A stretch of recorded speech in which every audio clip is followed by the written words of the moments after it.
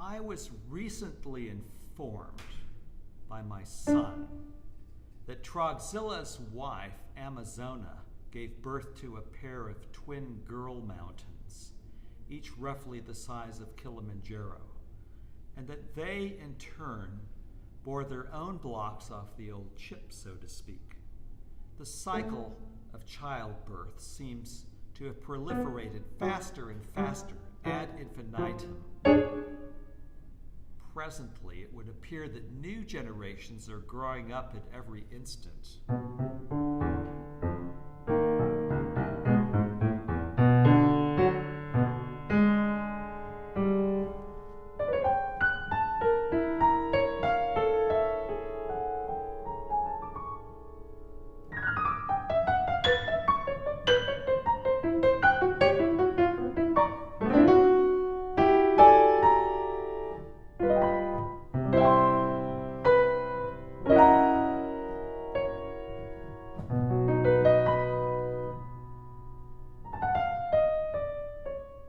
At this point in time, I've lost track of my descendants, but I've been told by reliable sources that they're now towering into remote regions of the cosmos, and that the gravitational pull of our planet no longer wields any influence upon them.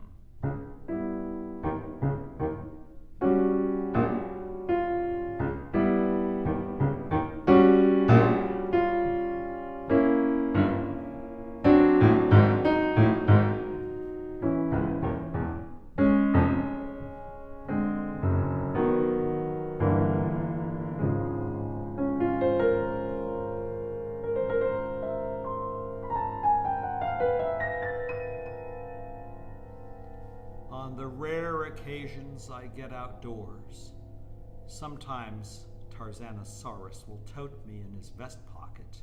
I can make out dark shadows and shapes in the night sky, blocking the constellations from my view.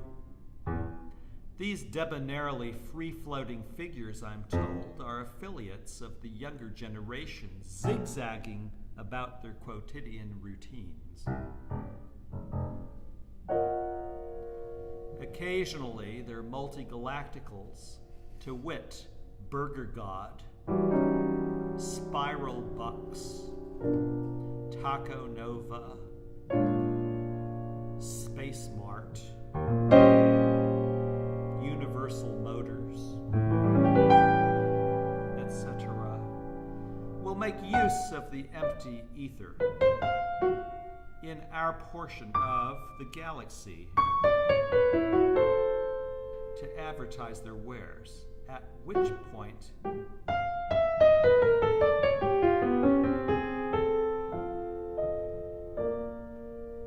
the heavens illume with ginormous holograms of auto parts, quarter-ton burgers, with or without fries, stereo components, home computers and accessories, caramel broccoli shakes, mocha tuna frappuccinos, and what have you.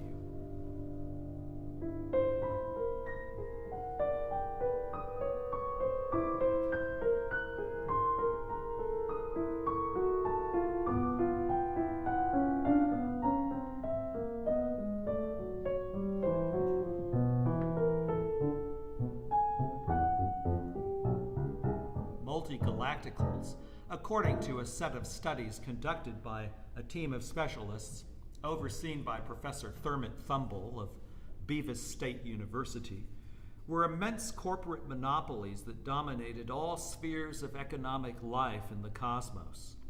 If a given wage slave was owned by a multi-galactical, and if said wage slave towed the bottom line to a T, he or she stood better than a snowflake's chance of averting maximal demotion by associates within his or her branch of the company. The sine qua non for maintaining one's function would be to forcefully demonstrate one's infallible faith in and unconditional love for the company. a dedication of heart, mind, body, soul, and boodle. If how so, the slightest tang of insubordination became conspicable in a wageling, in despite of his or her seniority, which could be something as seemly minute as a timorous hesitation while singing the corporate theme song.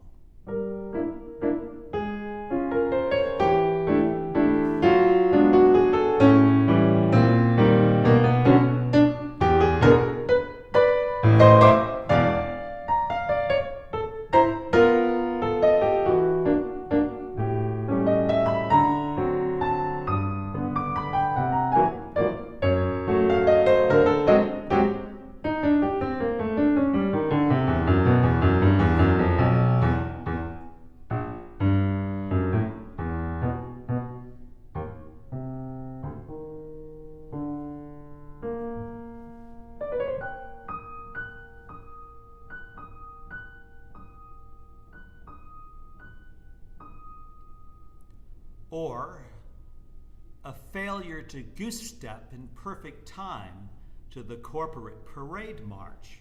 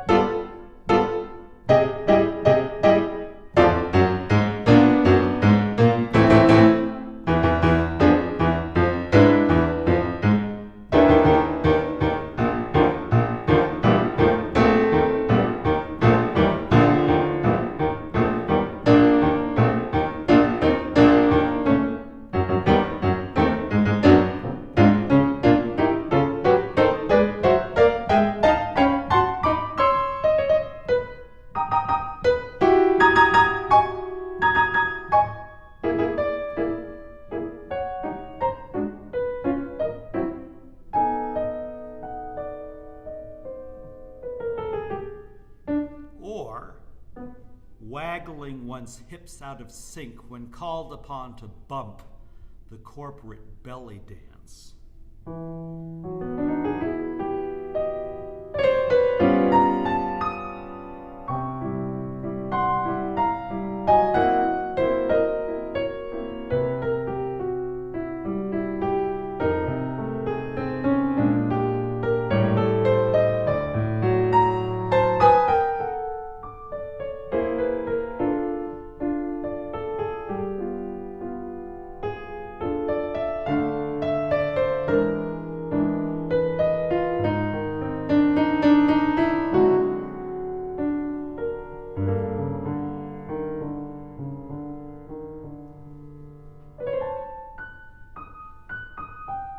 The much dreaded 3 B's would automatically grind into motion: banishing, blacklisting, and beheading.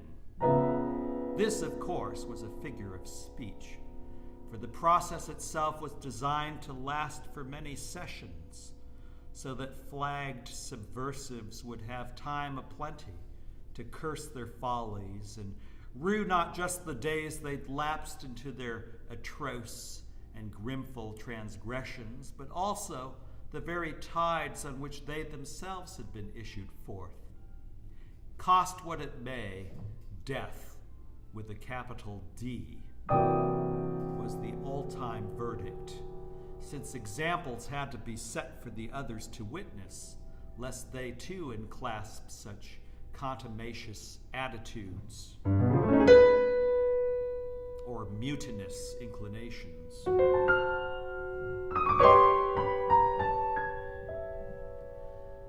The upper extremities of the wage slaves, once chopped off, usually found their way into the orbits of eruptive variables, eclipsing binaries, or red supergiants, and in some cases were engorged by starving black holes. I shall proceed forthwith gal boys and girly men, to wind down this discourse with the outmost chapter of our grave little martyrs' retrospections. Quote, in any case, the commercial wares that were skywritten across the celestial regions were, presumably, manufactured in some unknown nebulae quintillions of light years away. We've never been able to prefix if all this corporate hype was specifically targeted towards our demographic subgroup, or if the adverts in the sky were merely projected by accident out of some inaccessibly remote light source. Just the same, I called one of the toll-free numbers flaring in the heavens after sunset to inquire about possible cures for my illness. And the person on the other line said he recognized my name from somewhere. So I mentioned some of the gulags, aside from Harvard, where I used to teach, and he told me that the Clunkenfloyd Academy of Co-Mutual Rectification was his great-great-great-great-great-uncle's alma mater before he'd gone on to do his doctoral time at Ninja Turtle U. The aforenamed academy had in recent years become illustriously notorious as a breeding ground for radical doctrines such as power boot economics and procrastinationism.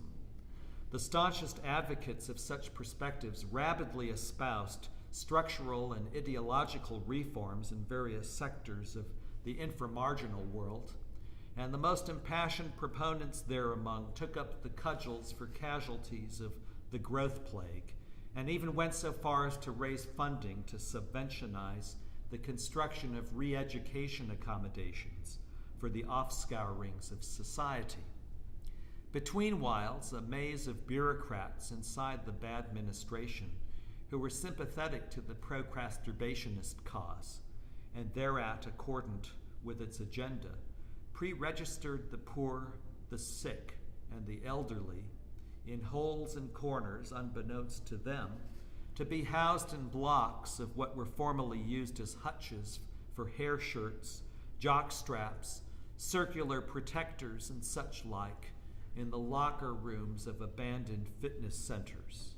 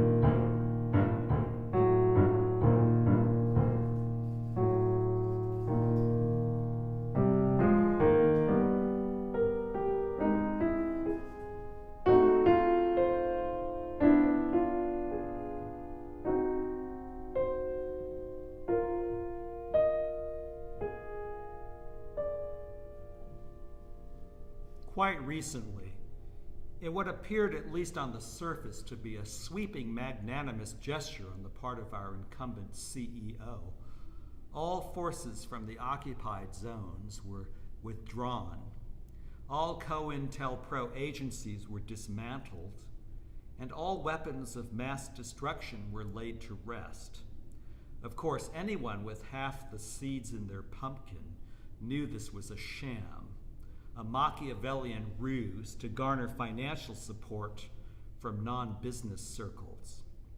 Chief Executive Officer Tanglefoot Shreksniff was recognized by his coggers, Pickthanks, and Benny Wee-Wees, as well as by his manifestly venomous calumniators, as being a modern-day Genghis Khan of sorts, and was, ex post facto of his tenure as Holy Supreme Commander of the Biosphere, awarded the factitious Global Police and Pell-Mell Caprice prizes, which, insofar as what exactly such come-by-chance tokens of favor were presumed to signify, was anybody's guess. Straight forth upon his being tarred and feathered, untriped, and deserped by squealing mobs of anarchs, disgrunts, and rebels, he was canonized by the Church of Exxon. In any case, it turned out that the fellow on the phone's great-great-great-great-great-great-uncle was a student of mine back in the 30s, in the days when I lectured under the microscope, and that I remembered him as one of those muscle-loving spuds who got his jollies, making me cower under the lectern whilst threatening to crush me with his MasterCard.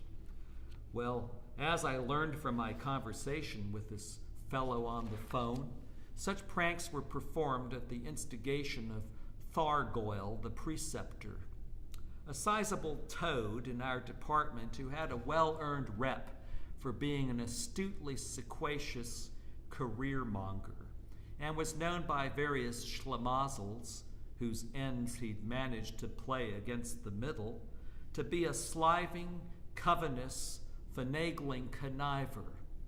Ostensibly, Thargoyle took an active part in emuling the sinistrous machinations, tactical juggleries, and diabolic shifts of his consociates from Hoggins's cabal, and somehow or other always managed to better his station to the irremediable detriment of his senior associates. Thargoyle was shrewd enough to realize that the ad board didn't give a fiddler's fark about the welfare or safety of the brainery's senior savants, and was wide awake to the fact that old dodos like myself were no longer possessed of the say-so or veto power we once commanded.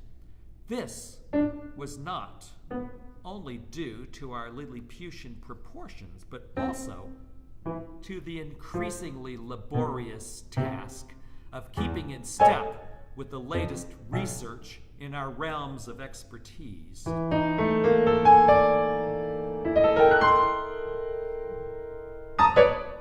Never mind raising the wherewithal to do so, which, in the contingency that the dimensions of our physiques had been of sufficiently competent cubic mileage, would, in and of themselves, have made a wickedly tough lineup to buck. Howbeit, such tall undertakings were made all the more onerous by the logistical problem of finding books diminutive enough to squirrel away in our cribs. It got to the point where we had to clear out entire rooms to store single titles. Housefrows from pole to pole would purchase enormous altars on which to set individual volumes. Such altars, along with their predella, were more humongous in size than your run-of-the-mill umpteen manual 1,000+ stop department store pipe organs. As one can easily imagine, scholars, pedants, quad-libertarians, and the like would have to spend most of their spare time browsing in bookstores before deciding which titles were pivotal enough to be kept as permanent fixtures in their homes. One fine day, as I was thumbing through a textbook on pinoentomology, which approximated in size a century of phone booths, give or take, something decidedly singular went down before me. Well, I'll be diddle-damned if the incident I'm about to relate was just a figment of my fancy, for right then and there, before my jaded eyes, plump out of the cathedral door-like pages of the tome I was dipping into, popped a pair of thumping skeletons, both of which crashed thunderously upon the asphalt planking, not more than an inch from my being, with the physical impact of a pair of boxcars fit to bust with Bösendorfers of the Imperial Concert Grand variety.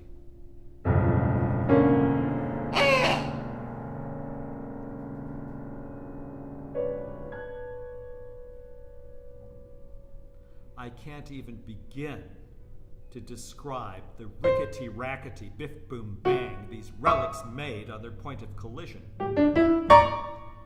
Thanking my lucky stars I wasn't scrushed into a pancake, I took the initiative, notwithstanding, to assess the damage around me once the dust devils and whirling dervishes of debris had settled into place. Upon wiping the schmutz off my Coke bottle lenses with a silk surnap, I thereright recognized both skeletons as having belonged to Hoggins the upstart and Thargoyle the preceptor.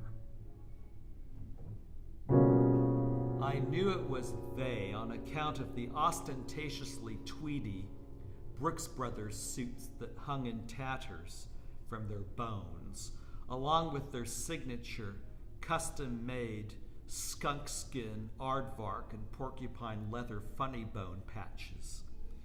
It should not go unsaid here that while I felt an intoxicating thrill at the sight of their fracted remains,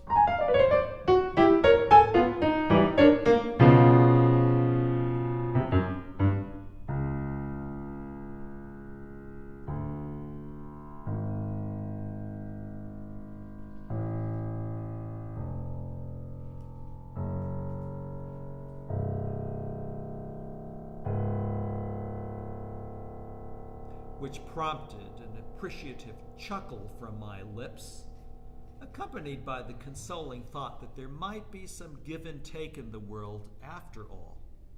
I also felt an uncomfortable chill when the realization dawned on me that finding the broken skeletons of these worthless academics under such disresting circumstances only served to validate the hideous rumors I'd heard over the years about faculty members from our school being crushed inside textbooks by savagely vengeful students.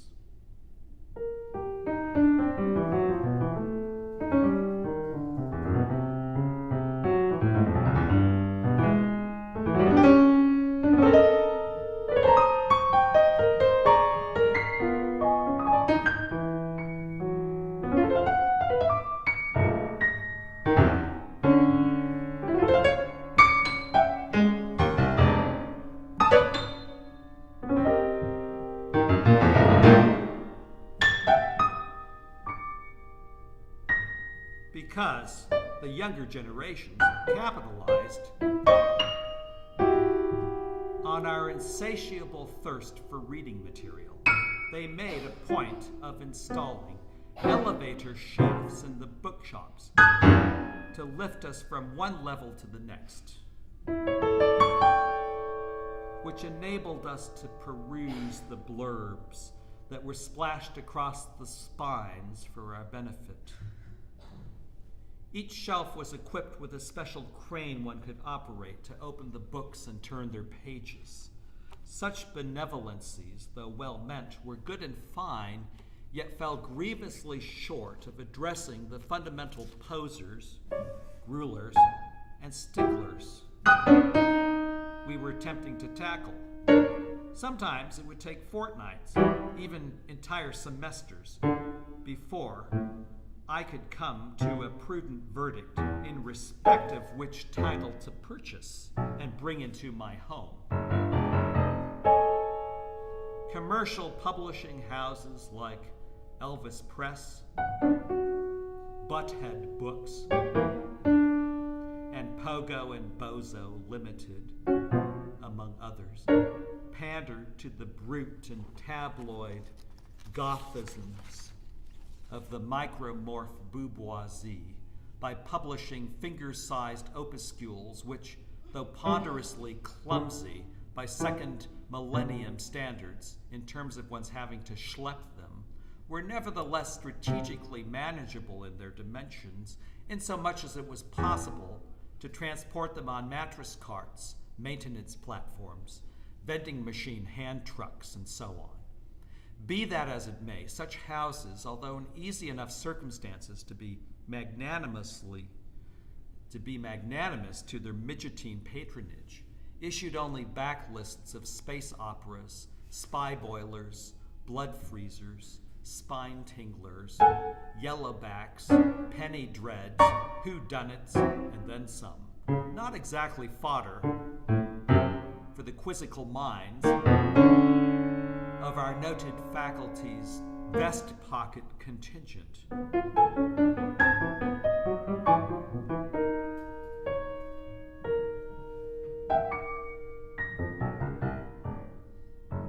By sheer force of habit, my currency and other liquid assets such as banknotes, I kept my currency in epic denominations, since the transport of a single bill required renting a U-Haul for the day. Not to speak of the fact that the almighty dollar, as it was once styled, ain't exactly what it used to be, or at least what it was once cranked up to be. The panhandlers and stick-up men would, as a rule, overlook our convoys, as it was apparently against their ethical codes, however twisted they may have been, to take advantage of our wart-like frames. Besides which, as a polite precaution, we armed ourselves with case shots.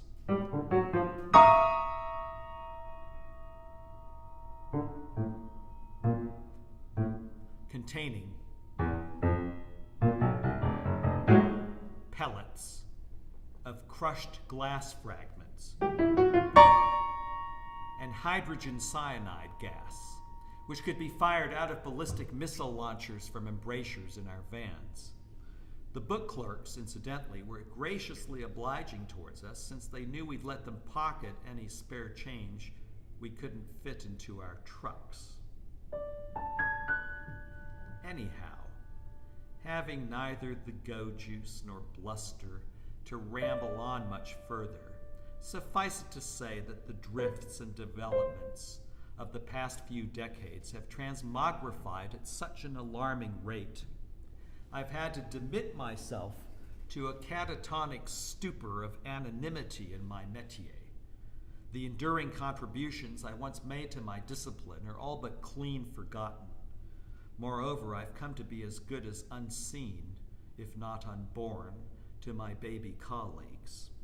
Officially, I still retain the imposing, albeit confessedly trumped-up title, Professor Emeritus. Yet, what with the rapid turnover in personnel, whensoever I shamble or cramble through the vaulted corridors of my department, not a single entity, however seeming well-disposed, will go so far as to doff a cap to agonize my existence any longer. Of course, 'twould be insensible, if not plumb silly of me, to take my lowly little worm's eye view of such Olympian aloofness to heart, as the Johnny-come-latelys on the faculty are evidently blissfully unconscious of my perilous proximity to them. Even so, I don't think it abstinent on my part to expect that they'd search me out in the woodwork once, perhaps twice, in a blue moon, if for no other wherefore than to engage in some idle pleasantries or small talk. After all, I've been properly civil towards them, tipping my stovepipe, dropping curtsies, nodding, genuflecting, even smirkling cordially in their direction as they waddle past me.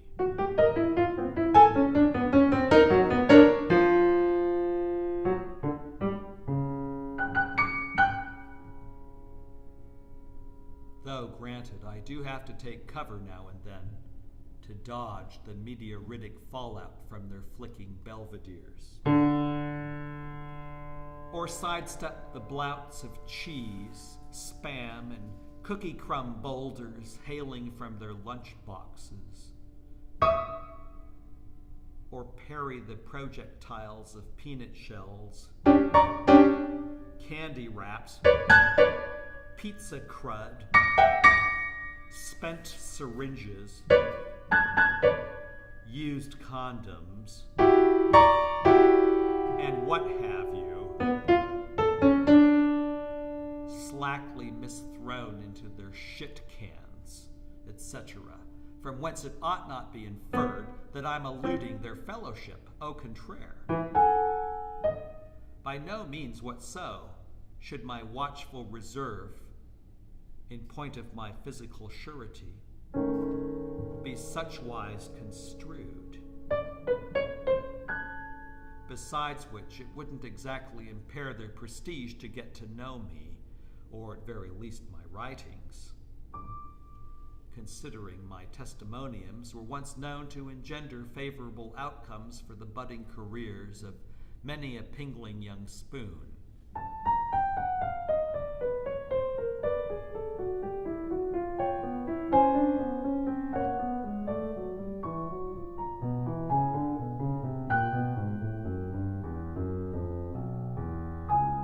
Howsoever that may be, if my baby colleagues are too limpsy to make the effort, not even a sledgehammer from hell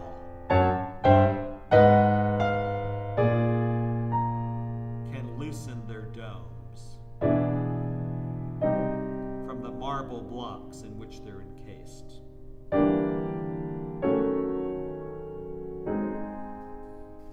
Academics can't live with them, can't live with them. And so,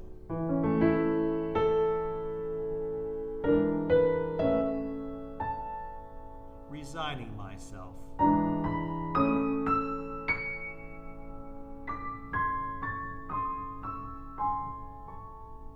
to this ever-deepening obscurity,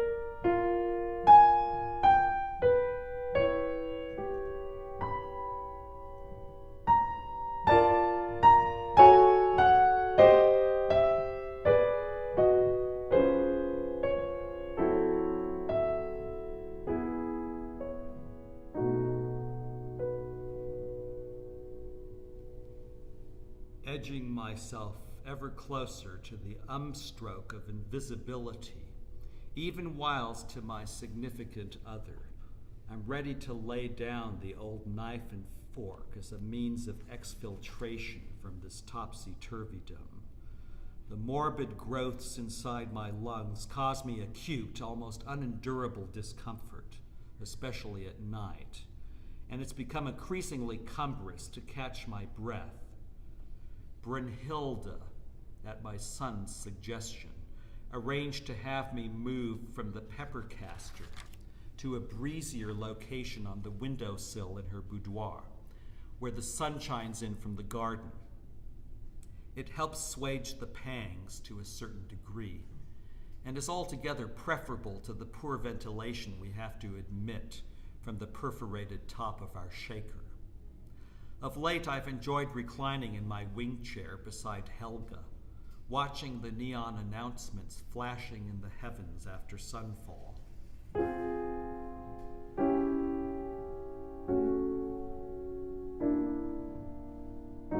Well, seeing as I've dried out all the sludge at the bottom of my inkwell, in the course of jotting down these ghost-like recollections, it's high time